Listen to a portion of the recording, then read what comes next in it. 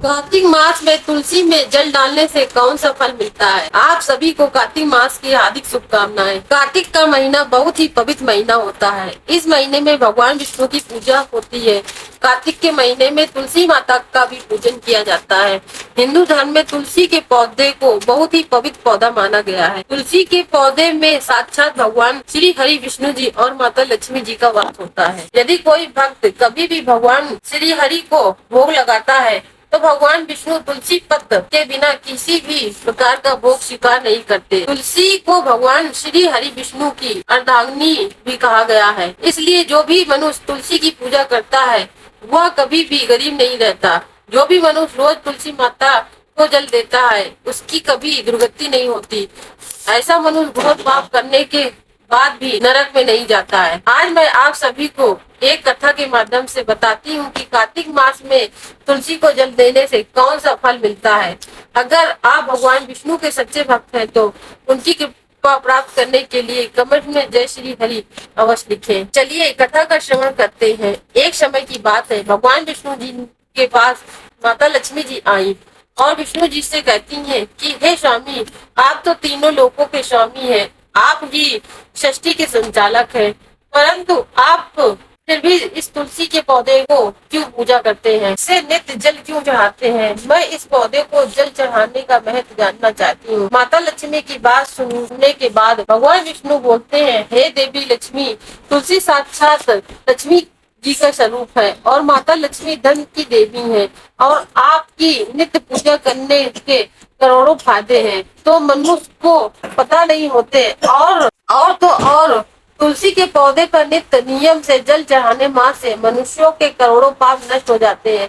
हे देवी लक्ष्मी, तुलसी का महत्व जल देने का महत्व बताने से पहले एक अत्यंत प्राचीन कथा सुनाता हूँ। इस कथा के माध्यम से तुम्हें तुम्हारे सारे प्रश्नों के उत्तर मिल जाएंगे, इसलिए तुम इस कथा को ध्यान से सुनना। इस कथा को सुनने मात्र से ही समस्त पापों का नाश हो जाता है। अब माता लक्ष्मी कहती है, हे प्रभु, मैं इस कथा को अवश्य सुनना चाहती हूँ, कृपया आप मुझे वह कथा सुनाएं, मैं इसे पूरे ध्यान से सुनूं। तब भगवान विष्णु माता लक्ष्मी को विष्णु जी कहते हैं, हे देवी लक्ष्मी, तुलसी को जल देने के पीछे एक प्राचीन इतिहास हुआ है जो बहुत ही उत्तम और पुण्य फल प्रदान करने वाला है। हे देवी लक्ष्मी, पूर्व काल की बात है, देवपुरी में गोपाल नाम का एक ब्राह्मण रहता था। वह जन्म से तो ब्राह्मण था, किंतु वह कर्म से भ्रष्ट कपटी बुद्धि वाला व्यक्ति था। वह कंबल तथा चमड़ा आदि बेचकर धन कमाता था। साथ ही वह प्रत्येक व्यक्ति से बहुत झूठ बोलता था। उस ब्राह्मण का मन हमेशा बुरे काम करने में लगा रहता था।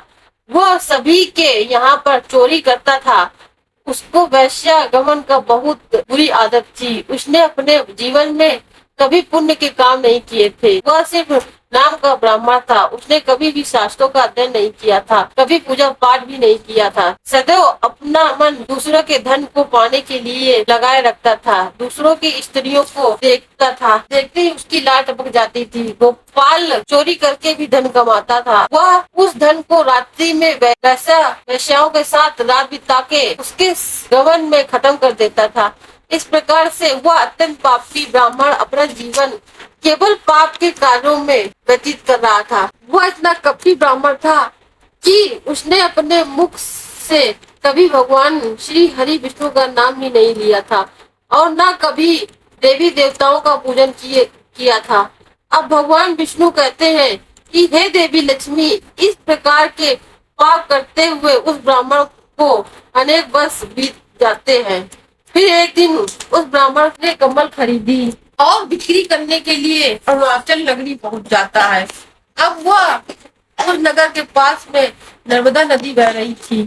वह नदी बहुत ही पावन थी, इसलिए उस नदी में स्नान करने के लिए दूर दूर से बहुत से लोग आया करते थे।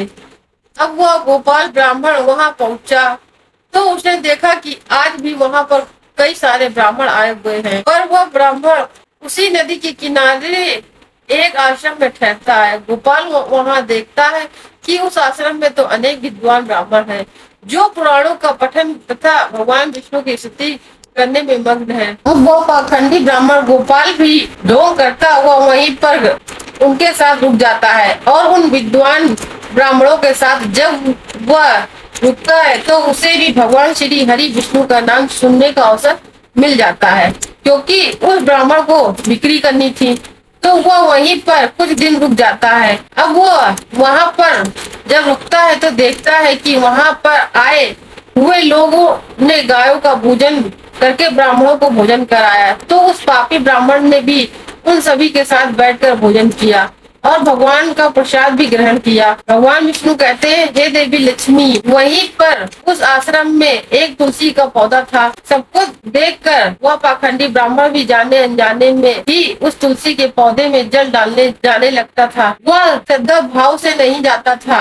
उसके मन में कोई विचार नहीं था कि वह क्या कर रहा है। वह रोज सुबह उठकर एक पात्र में पानी लेकर तुलसी के पौधे में डालता था। उसे ऐसा करते करते लगभग 1 माह बीत चुका था। अब उस पाखंडी ब्राह्मण ने जो भी कार्य किए थे वह कार्तिक में ही किए थे, क्योंकि वो ब्राह्मण तो पाखंडी था, तो उसे कुछ पता नहीं था कि कार्तिक का महीना चल रहा है। अब भगवान विष्णु कहते हैं, हे देवी लक्ष्मी, एक दिन की बात है, वह ब्राह्मण आश्रम में सोया हुआ था। तब उस स्थान पर एक सर्प आ गया और जब वह ब्राह्मण सो रहा था तो उस सर्प ने उसे नींद में ही काट लिया और उस पापी ब्राह्मण की नींद में ही मृत्यु हो गई। सुबह जब अन्य ब्राह्मणों ने उसे बेहोश अवस्था में देखा तो उन्होंने उसके मुख में तुलसी पत्र और तुलसी का जल डाल दिया, परंतु उसको होश नहीं आया। फिर सभी ब्राह्मणों को पता चला कि उसकी मृत्यु हो गई है। उस पापी ब्राह्मण की मृत्यु के बाद उसकी आत्मा को लेने के लिए उस स्थान पर यम के 2 दूत प्रकट हुए और उसे पकड़कर यम लोग ले जाने लगे। जब वह यम के दूत रास्ते में ब्राह्मण को ले जा रहे थे तब वो पापी ब्राह्मण विलाप करने लगा और दूतों से कहने लगा, हे यमदूतों, मुझे कहाँ ले जा रहे हो? मेरी मृत्यु किस कारण से हुई है? मैंने कौन सा पाप किया है? तब यमदूतों ने कहा, अरे पापी दुष्ट ब्राह्मण, तूने जन्म से लेकर मृत्यु तक पापी पाप किए हैं। तेरे पापों के कारण ही जब तू सो रहा था तभी एक काले सर्प ने तुझे काट लिया और तेरी मृत्यु हो गई। अब हम तुझे यमलोक लेकर जा रहे हैं। वहाँ पर यमराज तेरे पाप कर्मों का लेखा जोखा देखेंगे और निश्चित ही तुझे नरक में डालेंगे। उन यमदूतों की बात सुनकर वो ब्राह्मण जोर जोर से विलाप करने लगा और उन यमदूतों से क्षमा याचना करने लगा, किंतु यम के दूतों को उस पर जरा से भी दया नहीं आई, क्योंकि वे मृत्यु के देवताओं की आज्ञा का पालन करते हैं और वे उसे पीटते हुए यमलोक ले गए। जब यम के दूत ब्राह्मण को यमराज के सामने ले जाते हैं तो यमराज के पास बैठे हुए चित्रगुप्त ने उस ब्राह्मण के जन्म से लेकर मृत्यु तक के कर्मों का लेखा जोखा निकाला और यमराज से कहने लगे, हे महाराज, इस ब्राह्मण ने तो बचपन से लेकर मृत्यु तक पाप ही पाप किए हैं।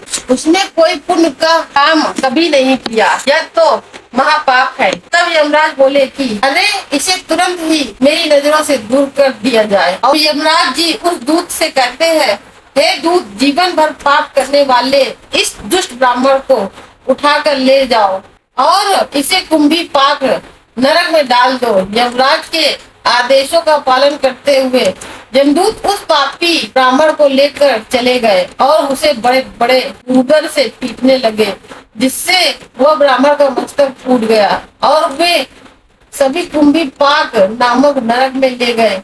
उस भयंकर नरक में खौलते हुए तेल के बड़े बड़े घड़े थे, जिसके नीचे भयंकर अग्नि धधक रही थी। यमराज के आदेशों का पालन करते हुए उन यमराज के दूतों ने उस ब्राह्मण को उस खौलते हुए तेल के घड़े में डाल दिया। अब भगवान विष्णु कहते हैं कि हे देवी लक्ष्मी, लेकिन जैसे ही वह ब्राह्मण उस खौलते हुए तेल के घड़े में गिरा, वह तेल तुरंत ही एकदम से ठंडा पड़ गया।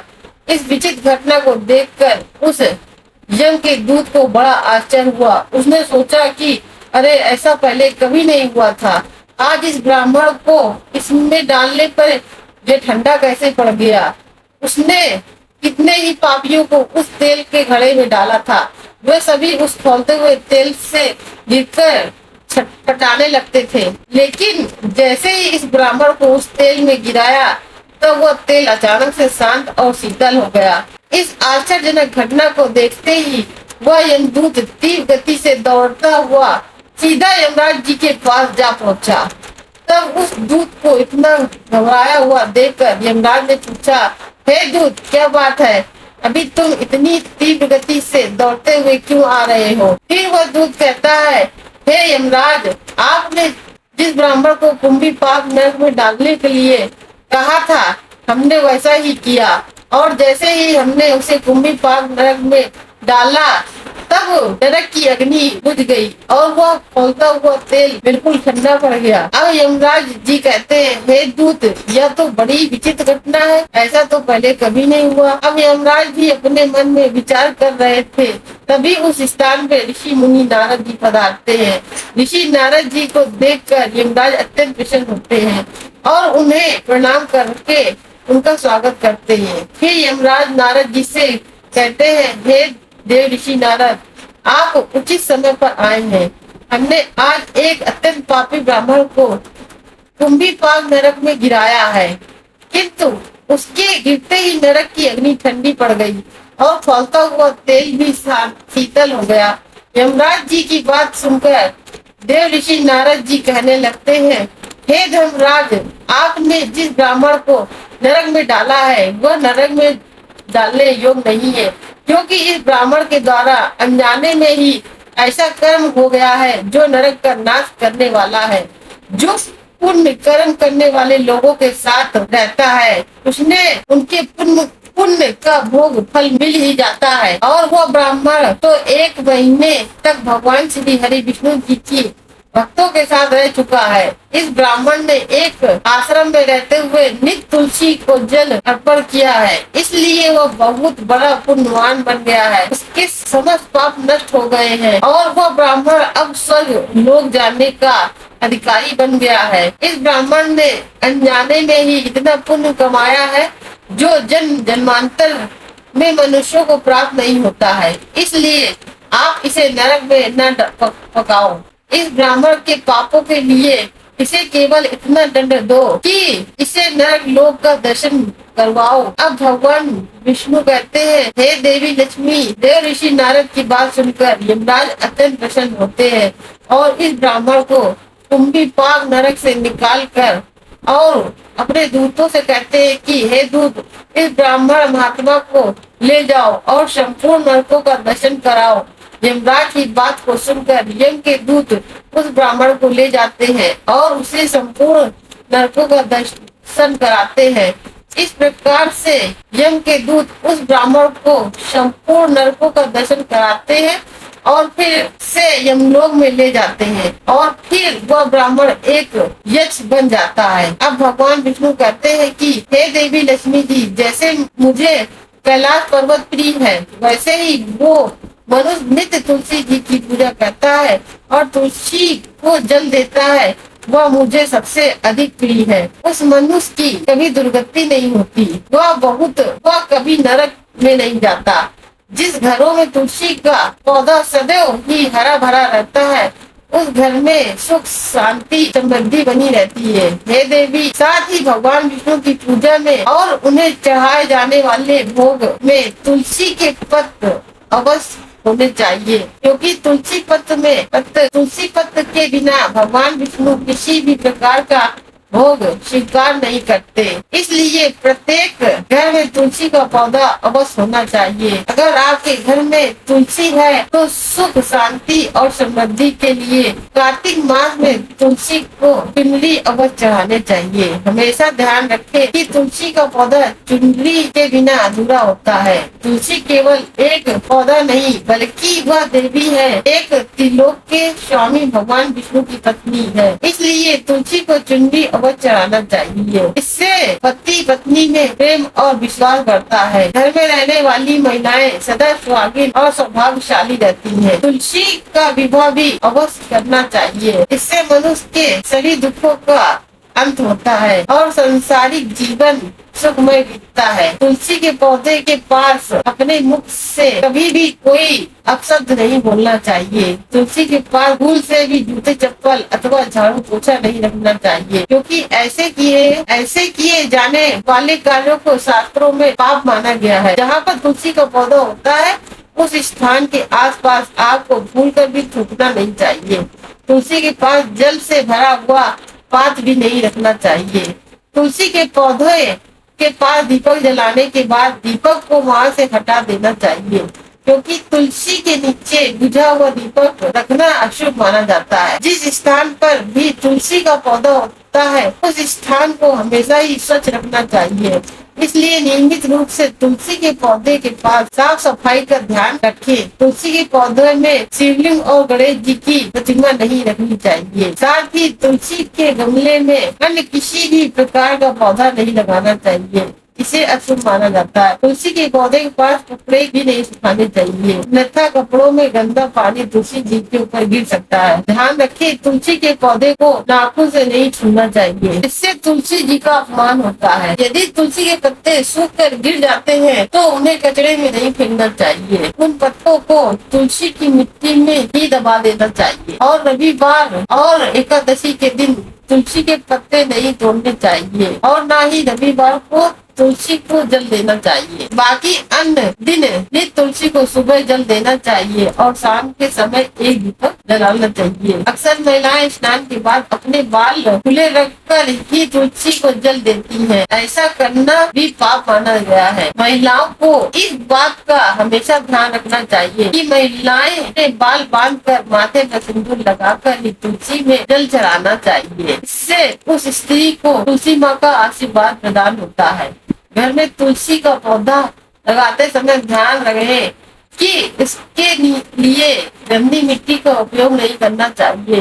तुलसी के पौधे के लिए शमशान की अथवा गंदगी वाले स्थान में मिट्टी नहीं उपयोग में लानी चाहिए, इससे माता तुलसी उग जाती है और सूखने लगती है। तुलसी का पौधा कभी गंदे स्थान पर नहीं रखना चाहिए, जैसे नाली अथवा बाथरूम के पास नहीं रखना चाहिए, अन्यथा गंदा पानी तुलसी के पौधे में गिर सकता है, क्योंकि प्रत्येक मनुष्य के लिए बहुत ही अशुभ माना गया है। घर में तुलसी का पौधा कभी सूखना नहीं चाहिए। शास्त्रों में ऐसी मान्यता है कि तुलसी के पौधे के सूखने से अकाल मृत्यु की सूचना प्रदान होती है। घर में तुलसी का पौधा सूख जाए तो घर में सुख समृद्धि समाप्त हो जाती है। प्रतिदिन शालिग्राम को स्नान कराना चाहिए, ऐसा करने से सभी जन्मों के पाप नष्ट हो जाते हैं। शालिग्राम भगवान सकारात्मकता और सात्विकता का प्रतीक होते हैं। भगवान विष्णु कहते हैं कि हे देवी लक्ष्मी, जो भी मनुष्य मेरे द्वारा बताई गई इन आदतों पर अमल करता है वह निश्चित ही बहुत ही जल्द सुखी और करोड़पति बन जाता है। तब माता लक्ष्मी कहती है, आपका मुझे इस कथा का श्रवण कराने के लिए धन्यवाद। इस प्रकार से भगवान विष्णु ने देवी लक्ष्मी को कार्तिक माह में तुलसी के पौधे को जल देने का महत्व बताया और घर में तुलसी का पौधा लगाने के नियम बताए। जो भी मनुष्य भगवान विष्णु द्वारा बताई गई इन बातों का ध्यान रखेगा उसे अवश्य ही पुण्य फल की प्राप्ति होगी और काल भी उसका कुछ नहीं बिगाड़ सकता है। आपको हमारे द्वारा सुनाई गई कथा कैसी लगी हमें कमेंट करके अवश्य बताइएगा। आशा करती हूँ आपको हमारी वीडियो पसंद आई होगी। अगर वीडियो पसंद आई हो तो वीडियो को लाइक और चैनल को सब्सक्राइब अवश्य करें। कमेंट में जय श्री हरि अवश्य लिखें।